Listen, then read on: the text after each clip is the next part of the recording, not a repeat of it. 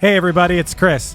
If you're a sports fan like me, or you're just a fan of a great story, you gotta check out Press Box Access, a sports history podcast hosted by Todd Jones. Todd sits down with fellow sports writers who experienced firsthand some of the biggest sports moments of the past 50 years, and they share some of the stories behind the stories, some of which they've only told to each other. What I personally love are the wild stories that you might not hear so much about on SportsCenter over the years. Like when Indiana-based sports journalist Bob Kravitz recounts the time Bobby Knight showed up naked to an office meeting with him and then banned him from the Hoosiers locker room for the next 3 years because Bob wrote a story he didn't like. Or when Alexander Wolf tells the story about going out on the town in Chicago with Dennis Rodman and Carmen Electra in the middle of a Bulls playoff series. Or when Dan Wetzel talks about what it was like to be in the media room when Temple basketball coach John Chaney stormed into UMass coach John Calipari's press conference after a game and threatened to kill him. These wild and fun stories, paired with stories about real sports greatness, you know, like the 1970s Steelers being the greatest NFL dynasty ever, or the legendary rivalry between Larry Bird and Magic Johnson, and even the impact of protests for social justice issues in sports, make Pressbox Access a show you should check out. Pressbox Access is part of the Evergreen Podcast family, and it's available all the places you get your pods, and you can also find Pressbox Access on YouTube. Go check it out.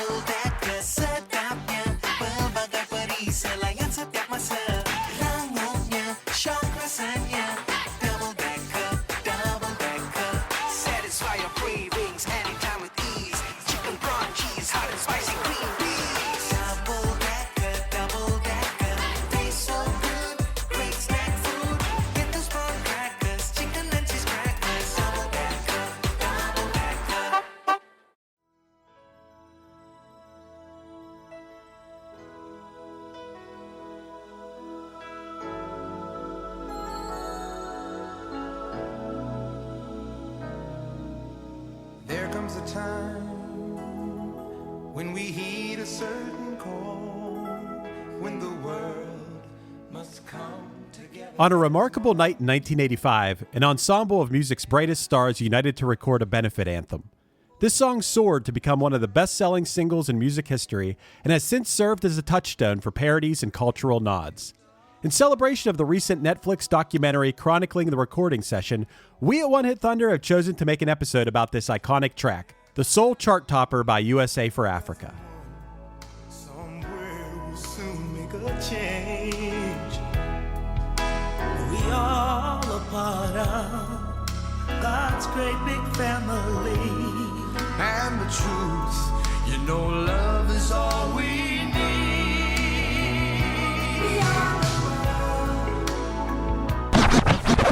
One hit is all you need to make the money guaranteed, and you can live off royalties forever. And it makes me wonder, is it just a wonder, or is it one hit thunder? Matt, we're here this week to talk about that famous one-hit wonder group, U.S.A. for Africa. The beloved, I can't believe it took us this long to get there, Chris. Yeah. I mean, we should be more transparent about this. We're talking about this because there's an awesome documentary that dropped on Netflix about this. Dude. And technically, this is the only song by U.S.A. for Africa. That is true. It is technically a one-hit wonder. I wonder how many, I didn't figure out the math, but I wonder how many hits between all the people involved. Would you say over or under 300 hits between all the people involved on this? Probably under. And I only say that because it's pretty, there's like 2 or 3 people that probably have like a good 50 hits under their belt. But then you've got like those artists, like I love Huey Lewis and I love Cyndi Lauper, but I feel like they had like a rapid fire group of hits and then like kind of fizzled out quickly after that. Dude. But then you have like a Stevie Wonder or Michael Jackson or like a Lionel Richie that just had like hits for days. Yeah, I would say it'd be pretty damn close to 300 hits between all the people involved. But yes, if you haven't seen the documentary on Netflix, I think it's called like Pop's Biggest Night. The greatest night in pop. The greatest night in pop. Oh my God. The second I saw it, I was texting Matt like, dude, did you watch this yet? He's like, no, I haven't. And then I think I kept bugging you about it, right? Did you watch it yet? I mean, it was brand new. Like, yeah, I finally saw it. I watched it this morning before we recorded this. I think I letterboxed it a 4.5 out of 5 stars. Like, it's a pretty solid movie. What kept that half star away? So actually, I'll jump to this note. If we're doing a quick little movie review, I actually think that I would have liked this movie more without the talking heads. I think that if this was like Get Back style, where they just like refurbished all of the unedited raw footage of that night, I could have watched that for 9 hours. You know what I mean? Like just watching them like do the different takes and stuff like that. Like I actually felt like there was a little bit too much of the voiceover telling me what I was literally watching and could have just concluded like, okay, back. I get it. Let me push back slightly. You didn't love hearing the perspective of Huey Lewis, knowing that, okay, Prince isn't showing up, so now you're in Prince's spot, and him feeling like not maybe slightly inadequate, compared to something. Not that he killed it, but just hearing his perspective of that and Lionel's perspective of everything, who, geez, I mean, this might be too early to get into this, but who is the MVP here? Like, oh, I mean, I'll tell you who I'll answer that right now, honestly. Well, there's 2 answers, right? Like, I think to a certain extent, the MVP is Harry Belafonte, right? Okay. Like, this wouldn't even be happening without him. Sure. Like, he's like the linchpin of this entire thing. But I think from a vocal track, in all sincerity, he only gets one line, but they talk about how much he killed it. I think it's the part that sticks out the most to me is honestly Steve Perry from Journey nails that one line that he has to sing. It's like the way he sings that one line is perfect.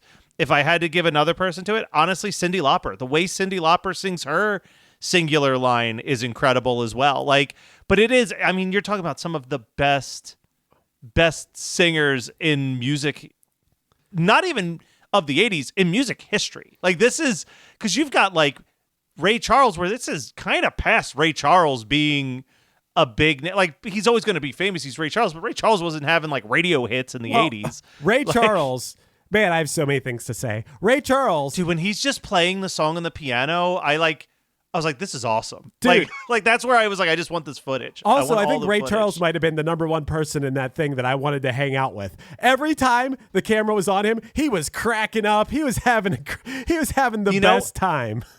I had this thought. So I watched all of Mr. and Mrs. Smith, the new Donald Glover show that he made for Amazon Prime. And it's pretty good, but there's a scene where he's getting drunk with a bunch of other people and they're having a conversation.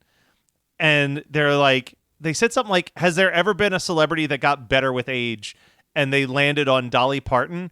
But I would throw Ray Charles in that conversation. Like, I think Ray Charles in the late 80s, early 90s, when he's just like this jolly old man, is the best version of Ray Charles. Yeah, I mean, dude, he is so much fun. I was laughing every time. Like, I was like, he is so great. He is just laughing, and I wish everybody felt that way. Obviously, some people didn't, which we'll get to. But hey, your MVPs, whatever. Yeah, Steve Perry back to back with Daryl Hall. Like, they just stepped up to the mic and crushed it. That was amazing. Of course, I love Cyndi Lauper. But when we're talking MVPs, Lionel Richie, he did a lot of organizing. Also, Quincy Jones.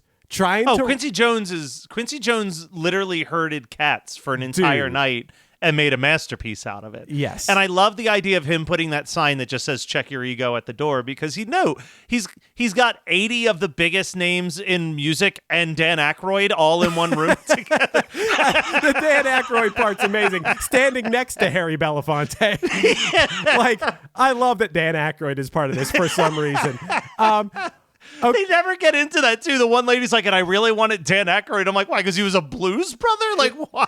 Why do you so badly want Dan Aykroyd there? So awesome. I would also like to put his name into contention for MVP, Michael Jackson. Because, I mean, just in general. But here's the things about Michael Jackson when I was watching this. First of all, how seriously he took every step of this. He wasn't in a bad mood or anything, but he was taking it very seriously, where a lot of people, Al Jarreau, wasn't taking it so seriously. Yeah, I was going to say, if you want to know who's not the MVP of this song, Al Jarreau. Al Jarreau just getting drunk the whole time. But also Michael Jackson reining in. Now, granted, he's one of my all-time favorites, but Stevie Wonder. Stevie Wonder needed reined in as well, because first of all, not showing up to the songwriting sessions, and then finally showing up and being like, why didn't you guys tell me about these? We're like, well, we've been telling you about it for weeks, Stevie. But then also insisting that they sing in Swahili, and even after people were like, Stevie, you know that people in Ethiopia don't speak Swahili, right? He's like, well, we got to get something African in there. And Michael Jackson taking the reins and being like, let's just sing something that sounds kind of African, Stevie. And everyone, I mean, he saved it right there, even though bitch ass Waylon Jennings decided to book it at that point, where you're going to be like, dude. I was going to say, another not MVP, Waylon Jennings. Also, look, love him to death, Prince. Non-MVP on this bad boy. Yeah, you got to show up. You got to show up if you're going to be an MVP. Yeah, he was only going to do it if he didn't have to be there with everybody else and could just record a guitar solo later or something. Get the fuck out of here with that shit. I can't imagine how amazing it would be to be in that room. Of course, you saw it in the documentary. Diana Ross was like choked up at like... Yeah, she didn't want it to end. She didn't want it to ever stop. Let me say a very hot take that I have. So... I think I think it's hard to separate this from Do They Know It's Christmas by Band-Aid. Like, they are literally two sides of the same coin, came out basically a year apart from each other. The existence of Band-Aid led to the writing of this. Essentially, that was how they came up with the idea for it. Let's give Bob Geldof some Bob Geldof shows up here, steals the whole movie, I think. I think his speech was perfect for setting the mood of getting them to drop their egos and be like, this is how bad it is out there. Like, you guys don't know what it's like to have nothing, but I have seen with my own eyes how bad it is. Yeah. And he seems really passionate about this stuff. I think Do They Know It's Christmas is a better written song. Like, I think that the chorus and stuff is better. I think that this is a more impressive undertaking because they did the one thing that Do They Know It's Christmas failed to do, and they talk about it a lot in this documentary, is Do They Know It's Christmas is just like, here's 80 people singing a song together. Them really sitting down and meticulously working out who sings what line and what voice is going to complement the other voice. Like, the actual construction of We Are the World is better. Also, I just think Do They Know It's Christmas has I think that like that big, like, especially towards the end of the Feed the World, let them know it's Christmas time, like, is just a much cooler overall melody. Yes. Like, I saw that one of the negative reviews was that a lot of people felt like We Are the World sounded more like a Pepsi jingle than an actual pop song. And I can hear that. Like, I can hear what their complaint is that it's just this repetitive chorus for the last, like, 4 minutes of the song. But it's that first half where you're hearing all of these artists just like bouncing off of each other, or like the ad-libbing of Bob Dylan and Bruce Springsteen. Like, there's so many more impressive moving pieces in what happens in We Are the World. Yeah, I would agree with you that the melody of the chorus of Do They Know It's Christmas is better. This is a little bit more hokey than that. Yeah. Music-wise. But there's a lot of argument about the, tone-deaf sort of lyrical content of Do They Know It's Christmas? Who the hell cares if they know it's Christmas or not? Like, that's not the issue, right? I wonder if there was a part of that was well thought out, of Bob thinking, like, if we make this a Christmas song, they'll play it every year and it will remind people every year that there is people that need help. Okay. Whereas, like, something like We Are the World could be a more of a fleeting thing. I mean, I guess we should say it. If we're considering this a one-hit wonder, this is the best-selling one-hit wonder we've ever discussed. Yeah. This is bigger than the Macarena? I think so. Well, so I looked at some of the stats here. So I didn't want us to just do a movie review. So I pulled this out. This is obviously from Wikipedia, but it said the single was a commercial success. The initial shipment of 800,000 We Are the World records sold out in 3 days. The record became the fastest-selling American pop single in history. At the Tower Records in West Hollywood, 1,000 copies were sold in 2 days, and a store worker commented, the number one singles in America usually only sell 100 to 125 copies a week. This is unheard of. By the end of 1985, it had become the best-selling single. 5 years later, it was revealed to be the biggest single of the 80s, and We Are the World was eventually cited as the best-selling single in U.S. and pop music history. The song became the first ever single to be certified as multi-platinum and received 4 times the certification from the RIAA.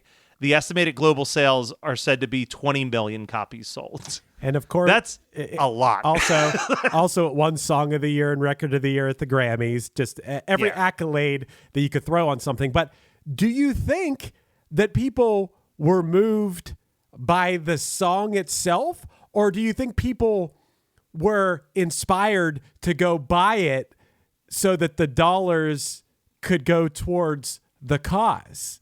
Was it that people loved the song? I think it may be for the cause. Well, so I also looked at the album. I have not listened to the U.S.A. for America album. So U.S.A. for America, the actual album, is this song, and then a bunch of the artists that appeared on the song recorded special songs for the album. So Bruce Springsteen has a song. The Pointer Sisters have a song. Stevie Wonder has a song. So there could have been that too, where it's like, hey, I think this song's all right, but like I'm a diehard Bruce Springsteen fan, so I want to buy this album to get this Bruce Springsteen song that's not available anywhere else as well. Like, it's kind of a smart way to make sure that the single and the album both have like different types of appeal to different types of people. Right. I could see so something I talk about at the end of this movie that I need to bring up though is, can you imagine in 2023 or oh my God, we're in 2024 now. But in the time and age that we're at, the idea that this song debuted on every radio station at the exact same time across the world, like that would that would never happen. B, I don't think people would even know it was happening anymore. Like it's insane to think about how powerful it's a nice reminder of how powerful radio was at that time for getting something out there. Yeah. I mean, I also can't imagine being someone who didn't show up on that day. Like, if I mean, I don't know why certain people, like, why isn't Phil Collins on this? I know that there were certain people they talked about on the documentary that were like on tour, so couldn't be there. Yeah. Prince, who I guess he doesn't care, whatever, that he wasn't on it. But I would be like, oh, damn it, I wish I was on that song.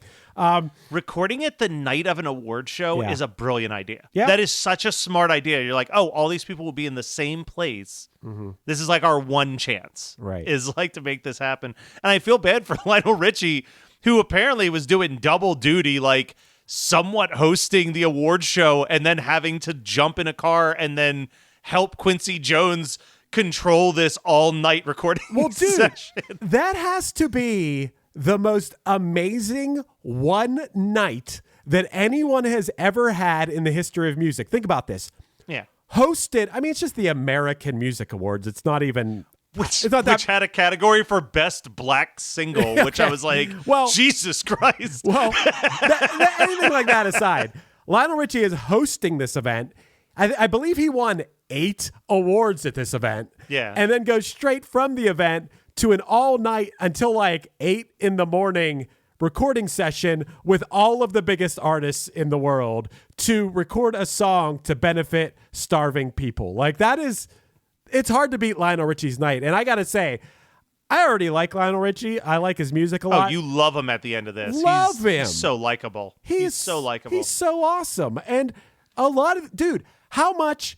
As a guy who I would say I'm somewhat lukewarm on the music of Bruce Springsteen, how much did you love that him at 7 a.m. stepping up to that mic and delivering such a soulful performance, like with probably no voice left, tired as hell, and just he played a show the night before. Yeah. Remember they said that? He had to jump on a plane from a show, fly to where the recording was, and then like drove there in like a beat up car or whatever. Yeah. How could you not love that guy? I mean, I was going to say, I've been late to the party. I've really started to get into Bruce Springsteen in the last like 2 or 3 years. But I mean, I think people make jokes about it where it's like, oh, he's this, guy who sold millions of records. How is he the everyman? But you watch this and you're like, because he is. Yeah. He just is the everyman. Yeah. like he's not a superstar. He doesn't seem like an egotistical superstar one bit. Yeah. Like he's just chill as hell and like so down cool. to work. That's just so cool. Dude, how about this? How about the fact that some of these people, we haven't even mentioned their name yet as if they're afterthoughts that are part of this? You ready for this? Oh, yeah. Paul Let's Simon. get the full list. Paul Simon. Amazing. Kenny Rogers. Yep. Tina Turner. Mm-hmm. Billy Joel. I forgot Billy Joel was on this song. Yeah. I completely forgot he was on this. Dude, Dionne Warwick. Willie Nelson. How awesome was Kenny Loggins? You talked about the Talking Heads maybe being like something you didn't like about it. I loved seeing Kenny Loggins just seemed like such a regular guy. And then when he stepped up to the mic to sing his part, same thing as like Steve Perry, where it was like, damn, that was 100% the Kenny Loggins voice that I know and love. And he stepped up to that mic and killed it on the first try, let alone then Cyndi Lauper. It was so funny that she kept hearing noises sound like people talking. It was because she had so much jewelry on. That was awesome. Kim Carnes had an amazing performance on this song. I mean, it was crazy. Lindsey Buckingham was part of the chorus. There's some people I didn't even realize. Sheila E. was one of the talking heads on this. She was having her moment. She's maybe a little bit more lost to time. So many Jacksons. I felt bad for her in the sense that it really, I agree with her assessment that she was that they kind of dangled a carrot in front of her to hopefully convince Prince to show up. Like they really wanted Prince on this. So I can understand why she kind of felt a little hurt by the end of that. Cause she was like, what'd she say? She goes, it was when Prince said no that it dawned on me that they were absolutely not going to give me a verse in this song. Yeah, but come on, Sheila E. Look at all the people that got him. Yeah. They didn't even give Smokey Robinson his own line. They didn't give Bette Midler her own line. There's a lot of people that didn't get their own. Harry Belafonte didn't get his own line. I know, Matt, that you loved. I had actually already seen this, maybe on YouTube or something. Did you love the impromptu Deo performance? I did, and I actually wrote down a note. This is so random. I wrote down the banana boat part of this. A part of this is very beautiful, and then like Harry Belafonte, I think is a truly like. It's kind of a bummer that most people only know him as the guy who did some songs in Beetlejuice because he's one of those dudes who, beyond being like an incredible performer and singer, was such a humanitarian. Yeah. Like, first and foremost, and I got to talk about the Muppets, but he appeared on an episode of The Muppet Show. It's widely considered the best episode of The Muppet Show, and he performs a song that I think is his best song called Turn the World Around. That's like kind of in the same vein as We Are the World. It's about like, joining together and like, if we all work together, we can make this world a better place type song. It's, I think, the greatest performance a musician has ever done on The Muppet Show. And what's really cool in that is that there are Muppets in that have never been used again that are all based on African instruments and tribes mess that Harry Belafonte worked hand in hand with Jim Henson to design and create to like make it feel more worldly. It's a really impressive performance. And it's a great song. It was the song that I thought of when he passed away last year. I was like, I'm going to listen to Turn the World Around a whole bunch right now because that's going to remind me like what a cool ass dude Harry Belafonte has always been. So since we're never going to do a Harry Belafonte episode of One Hit Thunder, check out Harry Belafonte's other stuff. Besides just Jumpin' the Line and Banana Boat song, he actually has some other really good songs that aren't on the Beetlejuice soundtrack. Hey, this is Aaron from No Simple Road. I'm inviting you to come hang out with Apple, Mel, and I as we talk with the musicians, artists, chefs, authors, and beyond from the world that turns us on. We're reaching into the improvisational music scene, the psychedelic culture, the festival world, and getting to know what makes the people tick that create those scenes. Come join us on the long, strange trip over at No Simple Road. I'm not going to lie here. I've become a Factor fanatic lately. I'm a busy guy, and getting to eat restaurant quality meals that are ready to heat and eat in 2 minutes has been amazing. Eating better is easy with Factor's delicious, ready-to-eat meals. Every fresh, never frozen meal is chef-crafted, dietitian approved, and ready to go in just 2 minutes. You have 35 different options to choose from every week, including Calorie Smart, Protein Plus, and Keto. And also, there are more than 60 add-ons to help you stay fueled up and feeling good all day long. I've been spreading the word to everyone I know, not just here on the podcast, but in person as well. Factor is the perfect solution if you're looking for fast, premium options with no cooking required. You get as much or as little as you need by choosing your meals every week. Plus, you can pause or reschedule your deliveries anytime. And the math doesn't lie. Factor is less expensive than takeout. Plus, considering every meal is dietitian approved, it's also nutritious and delicious. So what are you waiting for? Get started today by heading to factormeals.com/onehit50 and use the code onehit50 to get 50% off. That's code onehit50, the words one hit and the number 50, that is, at factormeals.com/onehit50 to get 50% off. Hey, One Hit Thunderers, Thunderheads, Thunder Buns. All right, I'll just go with One Hit Thunder listeners.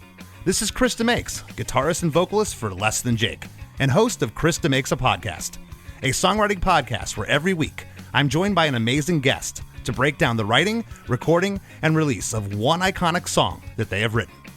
In our giant evergreen back catalog of episodes, we've had rock legends such as Dee Snider and Huey Lewis, punk rock favorites such as Mark Hoppus, Fat Mike, and Brett Gurewitz, up-and-coming artists of today such as Liz Stokes of the Beths and Genesis Owusu, and even some of the artists that have been featured on One Hit Thunder.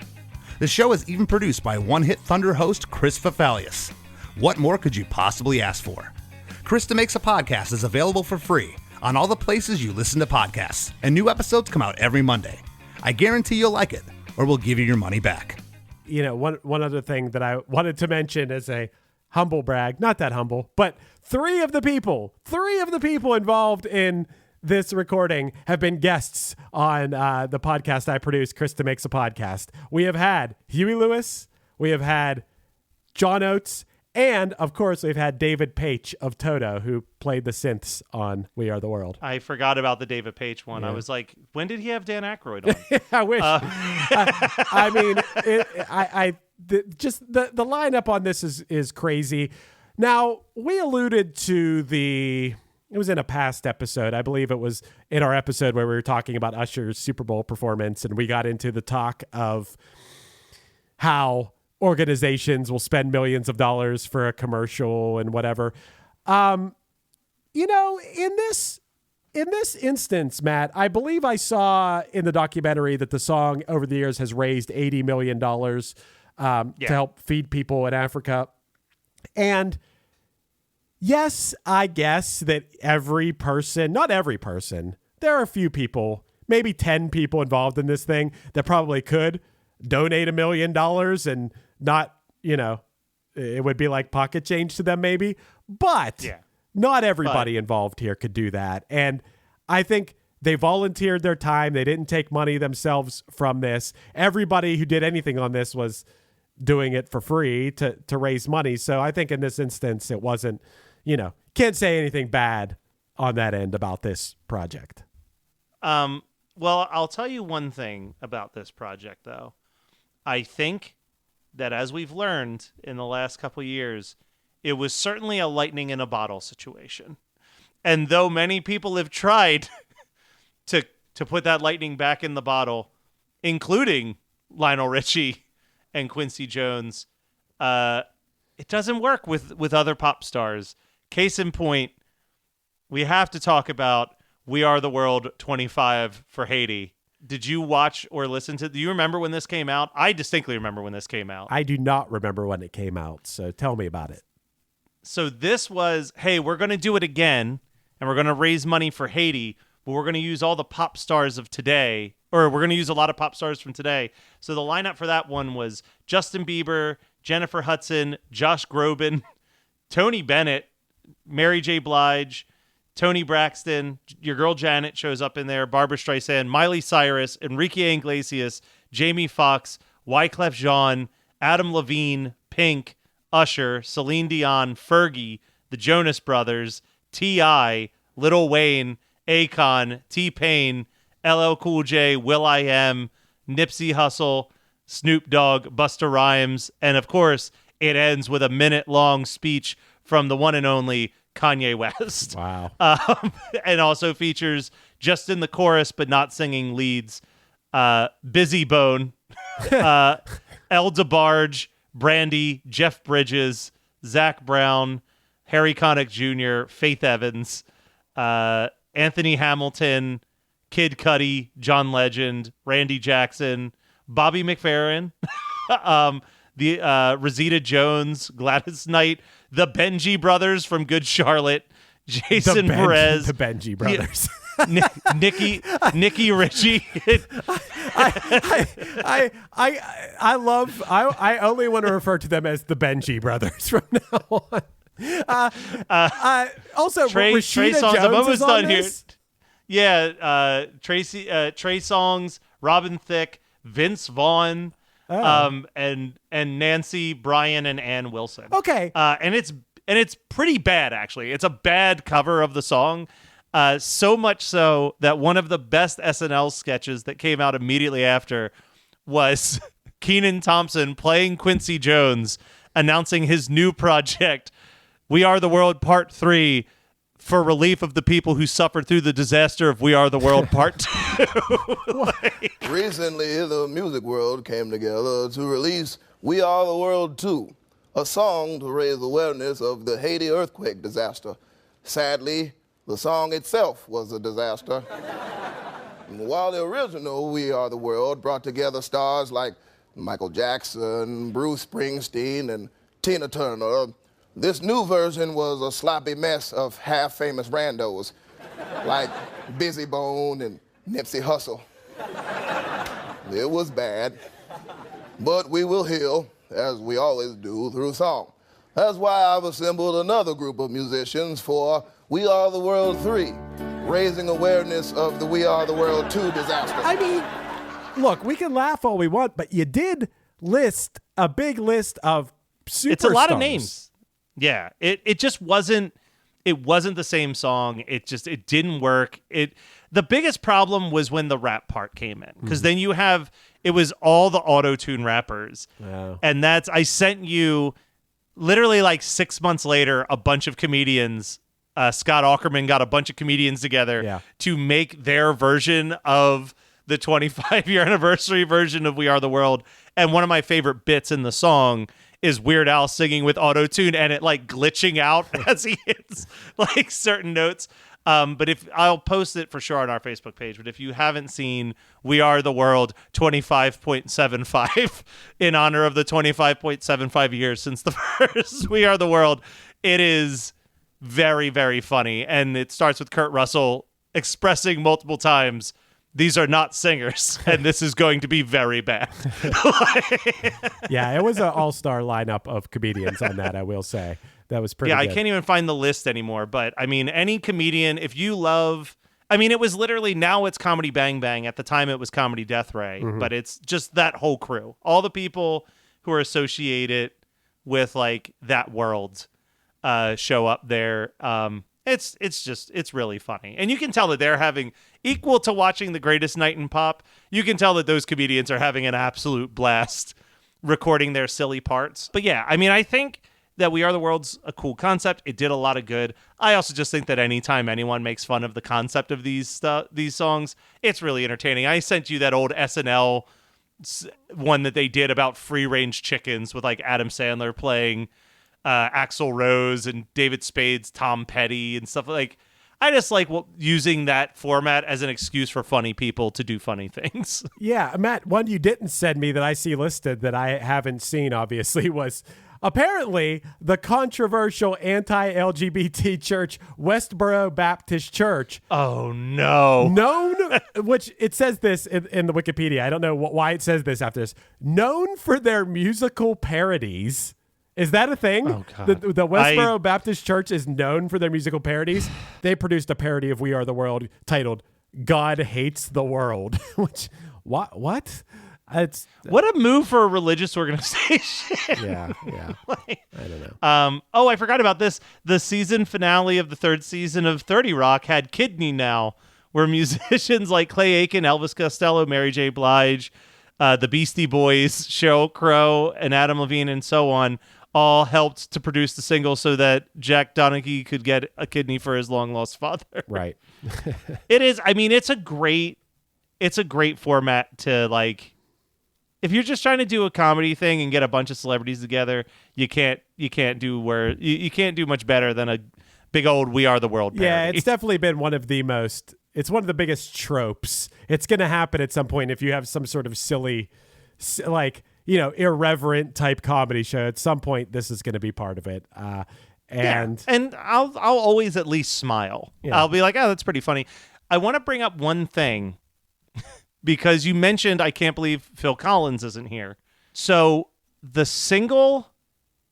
So here's a couple quick facts. So the single debuted at 21 on the Hot 100. And then the next week it hit number 5. And it became the first single since the Beatles' Let It Be to enter into the top 5 within 2 weeks of its release. Now I feel like that's like old hat. Like that just like happens all the time now. Then it went to number 2. And then on its 4th week, it hit number 1. The thing that kept it from number 1, though, was Phil Collins' One More Night. And man, I wish it was a better Phil Collins song because that song sucks. wow. How dare One More Night be the song that keeps We Are the World from the top spot? Wow. One More Night. I don't know. I mean, I'm not a hater as much as you are on One More Night, but look, I would say this is a better song. But I also think, because Michael Jackson wrote this, I think Heal the World is a better song than We Are the World from Michael Jackson. yeah, too. that's the most important thing as we close out this episode to think about. Everything about this is amazing. Go watch that documentary if you haven't watched it. You will love it. It's instantly one of my favorite music documentaries. I loved everything about it, and I love everything about the cause, the whole idea of the thing. But a big question is this song good? Is it a good song? I don't think it is. I really don't. Like, We Are the World. It's like pretty annoying. I actually think some of the verses are better. I think the bridge is really good, actually. Yeah. Like the part that is like the Huey Lewis, Cyndi Lauper, Kim Carnes part. Like I like that part where it's like, when will we realize that a change will only come when we, and then the 3-part harmony, stand together as one. Like, there's good parts, but I think as a whole, it's not that good of a song. Yeah, and it seems like it was kind of written pretty quickly. I do think it's interesting. Obviously, I knew this from several Michael Jackson documentaries, the way that he goes about writing songs where he just records his voice playing one thing, then his voice playing another thing, which really makes me want to try writing a song like that. I mean, I guess I have the luxury of having instruments around me and the ability to record those instruments. So that's probably the easier way, but I think it'd be fun to just be like, try to do it all vocal style and see what comes out. I never really tried that. But I think that's pretty interesting, but it seems like they kind of it was a first instinct sort of thing. It was kind of rushed as far as the writing of it. And song wise, not the greatest, but no, everything else about it's pretty great. No. And it's funny because this is like, we talk about those songs that have like stood the test of time, and it has. Like, people still are aware of what We Are the World is, but this is probably the biggest song that stood the test of time, but I will never hear it in the wild ever again. Never. You're never in a grocery store and hear We Are the World. For this being as big as it was, award-winning, world-changing song, you never hear this song unless you put it on. Never. Which, again, points to do they know it's Christmas? You hear that every December. That's a pretty good point. It's not a contest. We're just trying to save the world here. No, Matt. but I'm just saying. And yeah, Bob rules. Let's get that out Love there Bob. too, real quick. He's a past, if you haven't heard it, member of the Boomtown Rats. So go check out that episode from the past if you want to learn about more Bob Geldof. But okay, Matt, how do we feel? We Are the World, thunder or blunder? I'm going to do a weird split down the middle. I actually think that the song I think is a blunder at the end of the day. I think the song is not that good. I think the cause, I think the intentions, and more importantly, I think the documentary Greatest Night in Pop, however, is pure thunder. Yeah, for sure. One thing before I say my thunder or blunder, how bad did you feel for poor little Bob Dylan? Oh, man, he was so out of his element. Oh, and man. But they were absolutely right. Like, he's the right person for something like this because that's what he's known for. Yeah. Like, he's known as the guy who writes the political songs and stands up for causes. And I think they said it. They're like, when you're standing next to Stevie Wonder and Michael Jackson and all these dudes who are known for how incredible their singing voice is, right? And you're just known as a lyrics man. Yeah. It's a lot of pressure. World. Yeah, dude, when you can tell that he's not even attempting to sing in the chorus because he's like, my voice will stand, like, you can tell he's like, I'm not going to be in key and my voice is going to stand out. So he's just kind of like awkwardly moving his lips like he's singing for like the way you would do in your school choir performance. Yeah, that will be a meme forever, that shot of him. And I do got to say, you got to give Stevie credit. Stevie worked with him when he was obviously feeling really bad about the whole thing. Stevie worked with him. And I love after he delivered his part, everyone clapped and he had like a genuine smile. He was really happy that really made me like everybody there.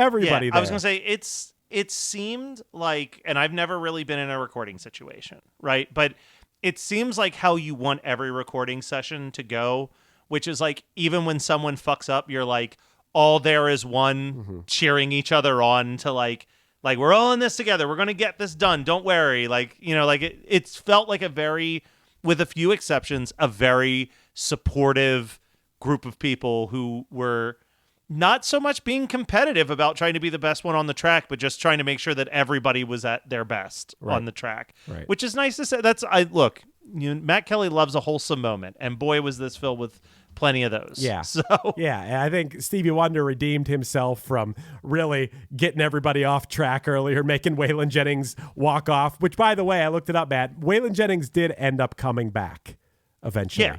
So, I mean, I think I can understand a guy being like, me and my southern voice singing Swahili is just going to be embarrassing. Also, if I'm going to take back saying that he was being a little bitch about the whole thing, I'll take it back. I'll walk it back a little bit, because regardless of Stevie holding things up with his ideas, it was like a herding cat situation. I could imagine that it's 3 a.m. and you want to get this thing done, and it's just like chaos all over the place. I do feel like you could hit a point like, man, I'm out of here. You know? So well, that's like, you know, when you're in college and you're doing a group project and it's like 2 a.m.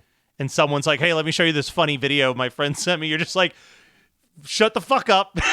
Like, no more distractions. We got to get this project done. Right. So I could go the fuck to sleep. Like, they said that they left the studio at 8 a.m.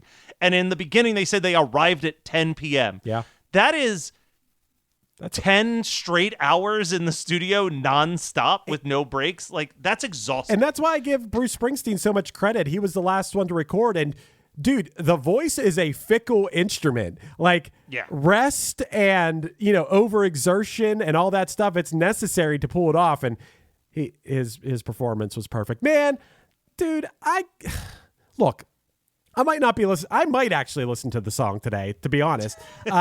It's Thunder. This is Thunder, man. Come on now.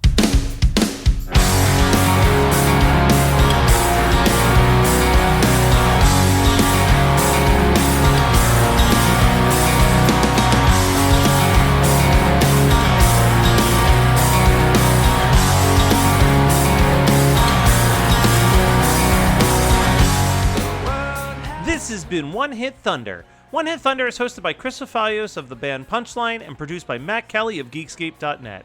Underneath me, you're hearing the Punchline cover of The World Has Turned and Left Me Here off their EP Songs from 94. Visit punchlinemusic.com for any upcoming news about the band. Our podcast is on Patreon now. Find us at patreon.com/OHT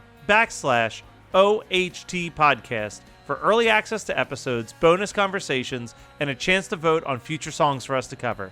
Be sure to rate, review, and subscribe to us on any podcasting app, and tune in next week for more One Hit Thunder.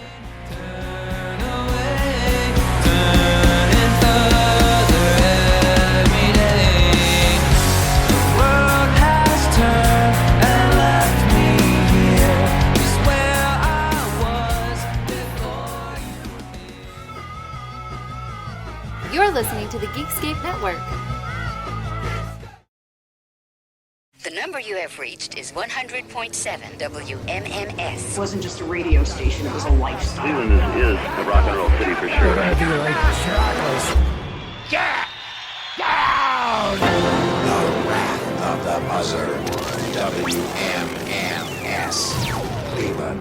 The rise and fall of one of the most iconic radio stations in America. Profiles, The Wrath of the Buzzard, PROH Files. Subscribe now wherever you get podcasts.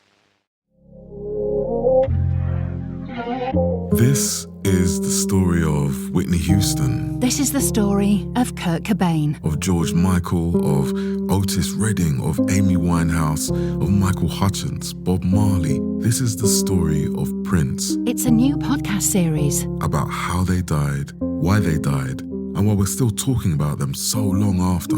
It's like nothing you've ever heard before. It's storytelling. But it's more than that, because rock stars, they tell us how we feel. They change our mood. They change the clothes we wear, the people we hang out with, the way we remember things. It's them who give us those ludicrous moments, the ones where you're jumping around, singing your heart out, feeling understood. And it's those moments we'll help you remember, the ones you're thinking about right now. That feeling. It's coming soon from Crowd Network. Just search for Death of a Rock Star on your podcast app. And subscribe now.